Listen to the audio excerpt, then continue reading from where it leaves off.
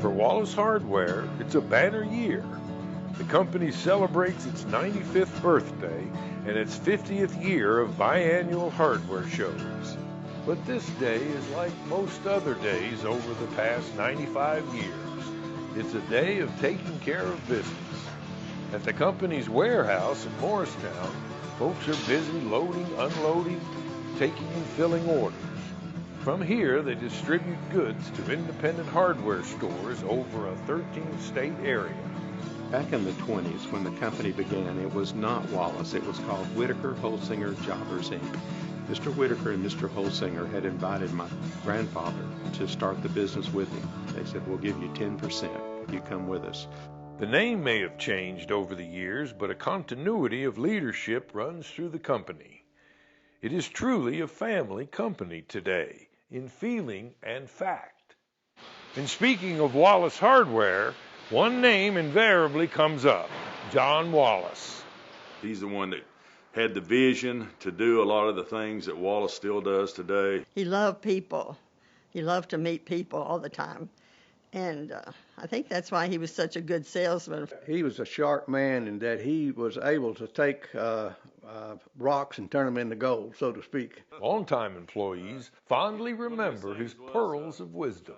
The Lord has to open the doors, but it doesn't mean we can't oil the hinges. Plan your work and work your plans. No man wins in a skunk squirting contest. It's a mighty thin pancake that doesn't have two sides. Nobody makes any money in this business till the dealer's cash register rings. The secret of his success. He was a very smart man, but a very hard worker. I mean, he worked. He kept his finger on everything. He knew what was going on from one end of the business to the other. Invent the wheel? No, but he'll tell you he knows how to make it roll. The two-pronged business of retail hardware store and wholesaler operated from a building in downtown Morristown. Expansion into 3 other facilities would create problems in shipping and receiving. It was a simple 2-copy order form, but filling it was something else again. It required trips to 3 different floors and 2 different buildings, back and forth, up and down, picking and packing the product. Then it's on to the warehouse. You know, you've got a massive activity both directions. Massive activity and a well-used elevator made for some interesting incidents. Bless his heart, Wilbur's dead and gone, but I remember the story was told about him having a load of paint. And then when the paint was on, if I recollect, was on the 2nd floor, and then he had to go to the 1st floor with it. And so when he loaded the paint on the elevator, he overloaded it. And when he got to the bottom, to the 2nd floor, it went on to the basement. It didn't stop.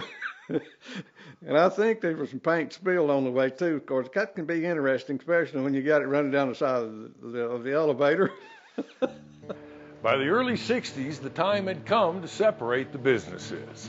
John Wallace's brother-in-law, Ray Bradley, took the retail side, and John took the distribution side. With the split, a centralized facility for distribution became a priority. He made the decision that he wanted to go wholesale only, and he and his brother-in-law divided up the business, and his brother-in-law took the retail part and stayed in town, and he came out here and built this new facility and went strictly wholesale. He had a vision for the future. He knew what he needed to do, and the Lord blessed him with the ability to be able to see which way he needed to go with the next step to make something successful. John Wallace had a farmer's heart, and he loved rural people.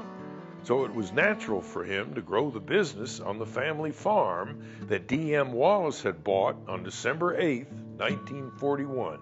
Those early days were tough because, money was very tight, and the ability to have inventory was very difficult at times. A lot of people thought he would not make it through those early years, but he did. He did. He was a determined man. He was heavy-fisted. If he slapped his hand down on the table, that was it. One of his slogans was, make a decision, you got a 50-50 chance of being right. He'd listen to everybody's comments, but in the end, if he was going to go a different way, and some people say, now you sure you'll do that? And he would remind us, hey, go outside and see whose name's on the wall, Wallace Hardware. So that was when the discussion had ended, and you were ready now to move forward. And move forward he did. He loved to grow, and he was always having ideas about, well, we could do this, or we could do that, and we could do this, and get more business. The more we can get things in front of people, the more our chances of selling to them are, So his idea was, well, let's just take it to them. One of his innovations was to take the show on the road. He sent vans loaded with the newest products out to his hardware store customers. That idea was so well received, he decided to try it in reverse. He'd bring the customers to the warehouse, where they could view all the new products and have a good time to boot. And it would be a show. The shows were well attended from the get-go. Mr. Wallace, he was very, very religious. We're all up here, and we're having to do these peel-off stickers, and he was helping us. This woman came in, and she was very well endowed, and Mr. Wallace had this sticker, and he was trying to figure out where to put it. We just had a good time with that. An attention getter was the drawing for a Volkswagen Beetle. For the 50th anniversary of the shows, Wallace Hardware will again give away a Volkswagen Beetle. And that Beetle's older cousin from the first show will make an appearance. Business had to shut down during the shows held in the new warehouse facility. And in the summertime, it was hot. Next year, we took the irrigating pump from down at the farm, set it out here, pumped water on top of the building, sprinkled top of the building and all. It cooled it right smart. It was still hot in there, though, but it cooled it a lot. All the while, Wallace Hardware would continue to evolve. In 1963, Wallace began a partnership with Pro Hardware that developed into a respected consulting business, with dealers looking to modernize, compete, and expand. In our marketing world, we also do the store layout planning and implementation of stores. We would go into an old store that was a mess, and we would re-merchandise it, put in new fixtures. It's our best interest to keep that dealer viable to his community. We didn't have people coming and complaining about anything that we did, because they always had an increase in their business.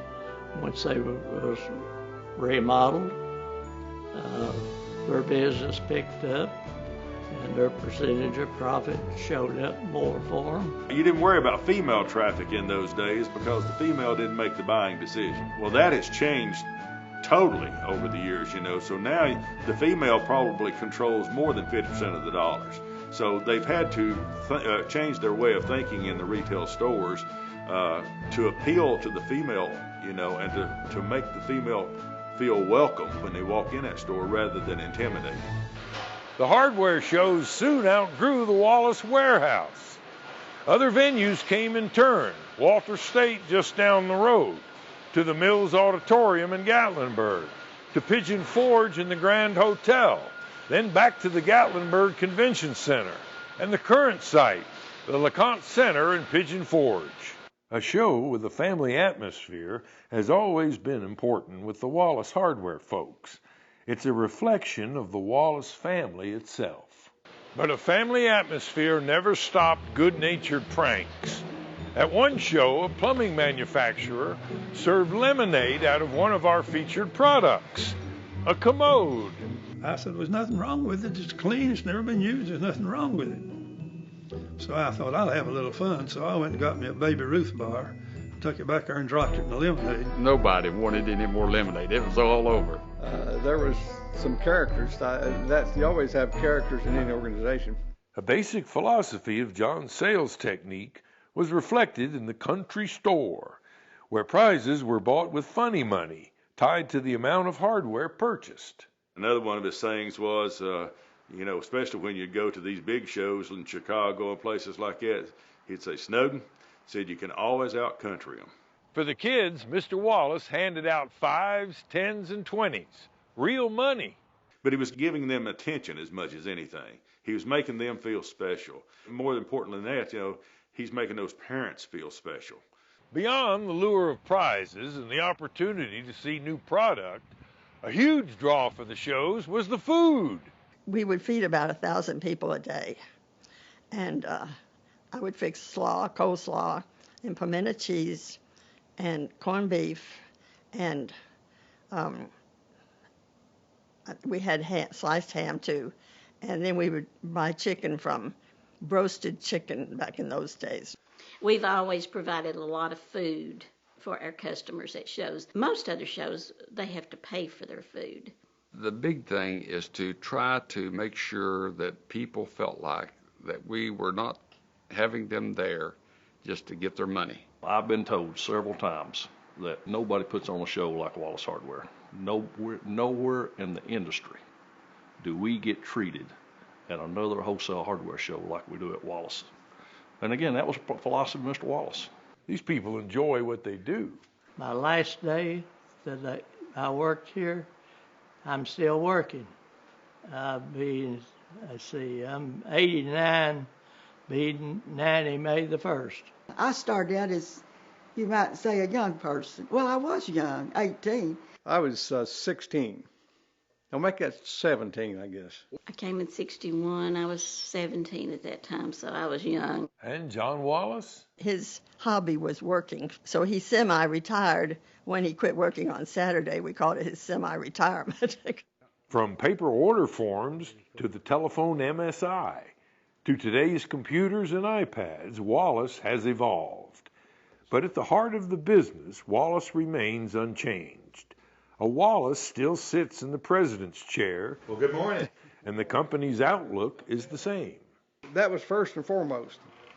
That, hey, look, we operate with honesty, integrity, but you start with the basis of God is number one, and respect for your fellow man and teamwork. Those things that's just some of the issues that needs to be there. And I saw that when I started working at Wallace Hardware. The family values have stayed the same.